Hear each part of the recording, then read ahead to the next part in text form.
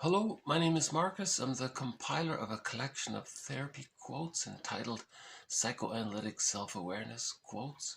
This is TQ 388 to 393. Therapy quote number 388. Indeed, a great deal of psychoanalysis can be described as a theory of self-deception. So this follows up on yesterday's quote, which was that analysis is the systemic study of self-deception and its motivations. Similar idea here. So we're studying how we're keeping ourselves unaware of ourselves, because to be aware of ourselves, to be aware of the contents of the bag or the stranger within, or to be aware of the person who walks with us, who's not like us, but who is us, the secret self, the inner child of the past, the unconscious, the id or the it, or whatever we want to call the unconscious. It's anxiety producing. But there's the malady of, so unhappiness is a malady of the personal synthesis.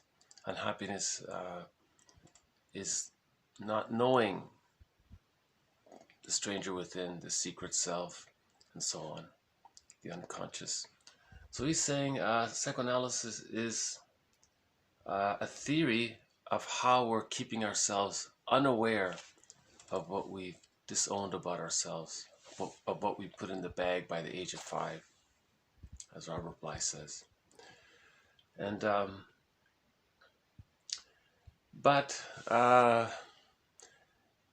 we analyze it, because we look at it because the psyche is trying to reintegrate the parts of ourselves that we've put in the bag, or that we've disowned, split off, disassociated, denied, rejected, back into ourselves. We're trying to be whole. There's this natural, no one knows how to describe it really, but there's this innate sort of desire for the organism to be itself whole, like whole, or natural, or so if the child wanted to learn, but he was punished because his mother was jealous of the child doing his homework, because maybe the child would become independent and leave her, and causing separation anxiety for her. It was natural for the child to want to understand. So maybe he put that in his bag, right? The ability to learn or something. So he's going to want to, we want to get that back into ourselves, the ability to learn, to enjoy learning or discovering new things, to take pleasure, and so on. Whatever it may be, whatever's in the bag. So psychoanalysis helps to understand the resistance to self-awareness, because there's an inner conflict. The organism, nature, the totality of the psychobiological system wants to accept the parts of ourselves that we've lost. But our defense mechanisms are used to keep us unaware of what we lost. So we're studying it to facilitate the healing process. And one therapist said that. He says, I don't heal anybody. Never in my life have I ever healed anybody. All I've ever done was help create the conditions for the healing process to take place. That's all he did, right? Yeah. Okay, 389. The more an individual is identified with his or her defenses, believes that they are a part of the self, the more unaware that person usually is of the impact on his or her functioning and on relationships with others. So the basic idea is that the more a person depends on his defense mechanisms, the more he's inclined to think that's who he is. Not a person who uses a defense mechanism. He just thinks he is the defense mechanism. So the narcissistic pattern is like that. They identify with the false grandiose self. They don't think that the false grandiose self is a part of them. They think that they are the false grandiose self. That's the narcissistic pattern. So when you're so heavily identified with a defense mechanism and your identity's there, you're not going to have room to consider, you know, the real impact on others. That's who they are. The narcissist will say, a person with the narcissistic pattern will say, take me or leave me, that's the way I am. You know, they don't want to question the impact they're having on others. You know, that kind of thing. Yeah. So some therapists say this, you know, do you realize the impact you're having on others? You know, that plays a role in that helps to identify the defense mechanism. But all defense mechanisms are used to deal with anxiety. So there's a positive motivation for why he has this defense mechanism. I think there was one case where the client was always speaking in a loud voice, in a sort of in a fearful way, trying to intimidate others, and sort of an aggressive kind of tone. And he tried to like intimidate others with it. And he didn't realize that others were affected by it. Because his identity, he took his identity, he blended his identity with that defense mechanism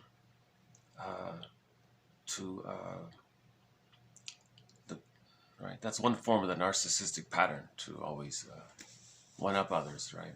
So one way to one-up others is to frighten them and so on, right? Okay, 390. The strong reaction of the unborn child to stress can no longer be questioned.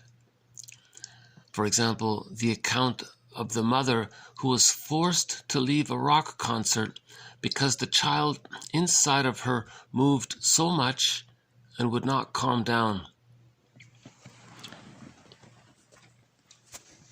Yeah, Janus, he's one of the authorities in the subject of prenatal trauma, and along with others. And study after study shows that the child in the womb is affected by too much stress on the outside. They're not perfectly safe. So the example here was the woman went to a rock concert. The child was kicking non-stop. He was frantic. She thought the child, I don't know what the mother was thinking. You know, you see that sometimes with people, like in sitcoms, the baby kicks, and everyone's so excited. They all rush around. They want to feel the baby kicking, and they think it's a joyous moment that the baby's kicking.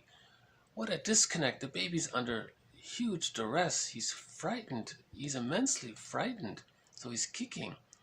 You know, what if the poor baby has the cord around his leg and he's kicking, and he's having a hard time breathing now. Now he's kicking to free up the cord, and he's in terror, and people on the outside are amused that the baby can kick, and you can feel it through the belly, but the baby's fighting for his life, maybe. So it's unbelievable, the disconnect that many or some or a number of adults have to what the baby might be feeling. So prenatal stress syndrome exists. Prenatal stress exists for sure. What if the baby came out and the cord is wrapped around him, and he was, and it was determined later on that was the cause of the child's asthma or something like that. So this idea of the baby kicking in the womb being some kind of reason for joyous celebration is so far from reality. The prenatal psychologists, especially Janus, is saying, no way, that baby's under stress, huge stress. He's being traumatized during that time. Depends on how long it lasts. He could end up with prenatal trauma, you know, and that can affect the baby's ability to trust the mother when he comes out. The baby may not be capable unconsciously of wanting to bond with the mother.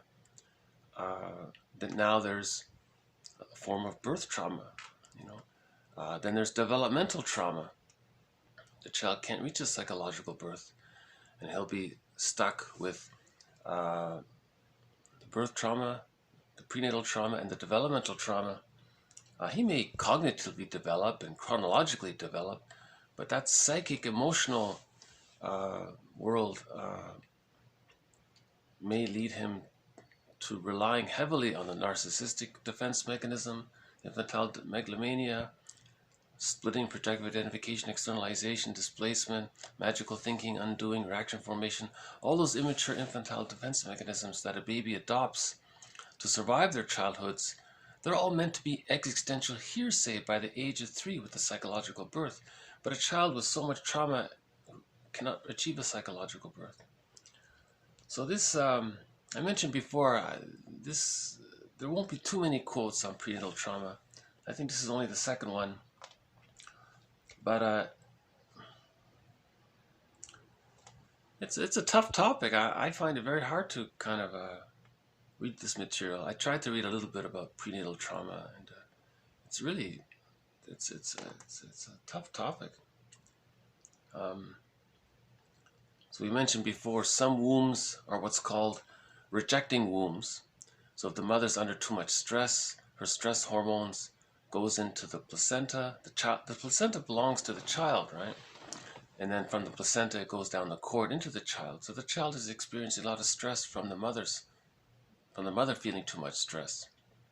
You know, stressed mother leads to stressed baby because there's sort of a strong connection there. So the idea is for the mother to create a welcoming womb. So the child feels, so in mythology, that'd be the blissful heaven and all that. The unwelcoming womb, in mythology, that's the Helen, right? That's one theory about mythology. All these scenes of hell, that's the baby living, that's a metaphorical, symbolic description we imagine of what the baby's feeling in the womb, in a distressing, unwelcoming womb. We depict that in mythology as those frightening images of hell and so on, right? But if the child's in a welcoming womb, we can depict that in mythology as heaven and bliss and peaceful and all that. It's meant to be peaceful. That's one theory about mythology, right? Janus adds to that theory as well. Yeah. Okay, let's move on. TQ 391. The developmental task at the very height of the separation-individuation struggle in the rapprochement subphase includes a need to renounce symbiotic omnipotence. So just briefly, once again, there's a difference between biological birth and psychological birth. Biological birth is a visible event. We see it happening. It takes place in a minute. The psychological birth requires an extended womb from the biological birth, called the stage of symbiosis, from birth to 6 months. If that's safe, the child can then slowly hatch from the age of 6 months to 36 months.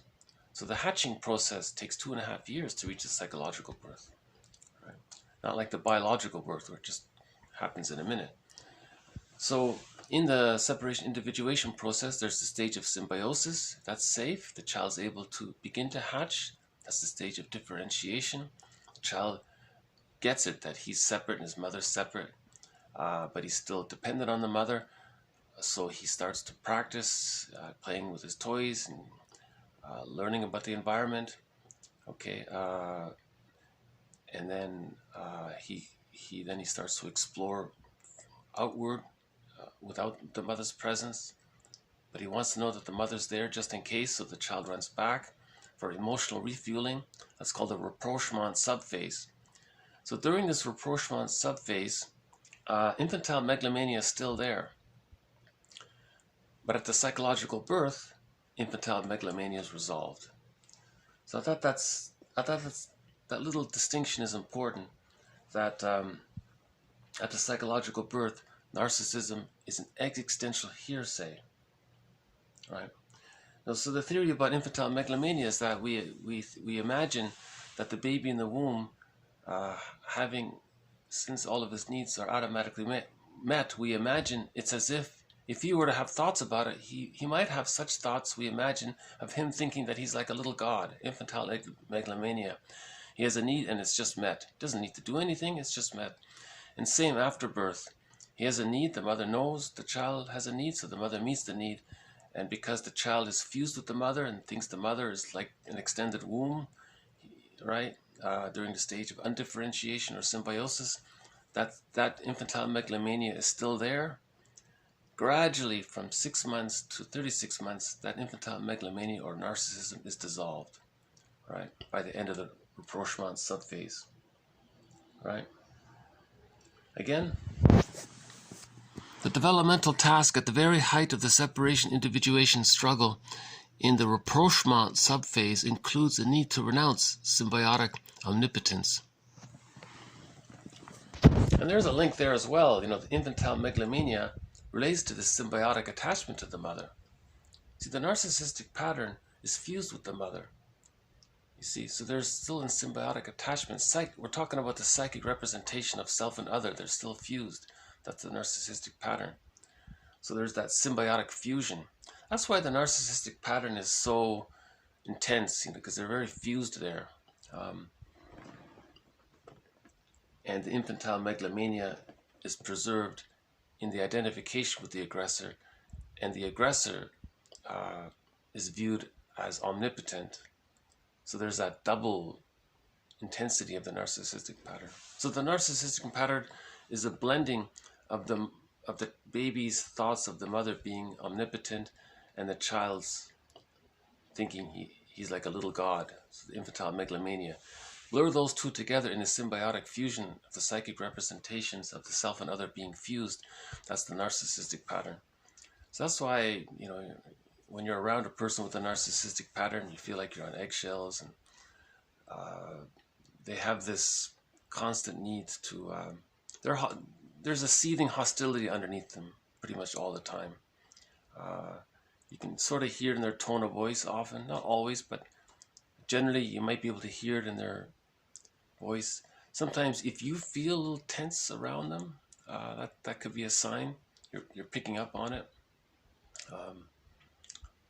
Because the person with the narcissistic pattern wants the other person to feel down so they feel up. Because they need the serotonin to feel up. Because the truth of the narcissistic pattern is that underneath it there's the hungry, enraged, empty self, and no one can feel that. So that's why they're identified with the narcissistic, grandiose, false image self, to maintain the serotonin supply, because otherwise they're going to feel the stress of the real underlying self, which is the hungry, enraged, empty part self, you see. But anyways, the self is the totality of the different parts of ourselves, but the person's core identity is identified with the grandiose false image of the self. So again, that's not really who he is, right? Back to TQ 389.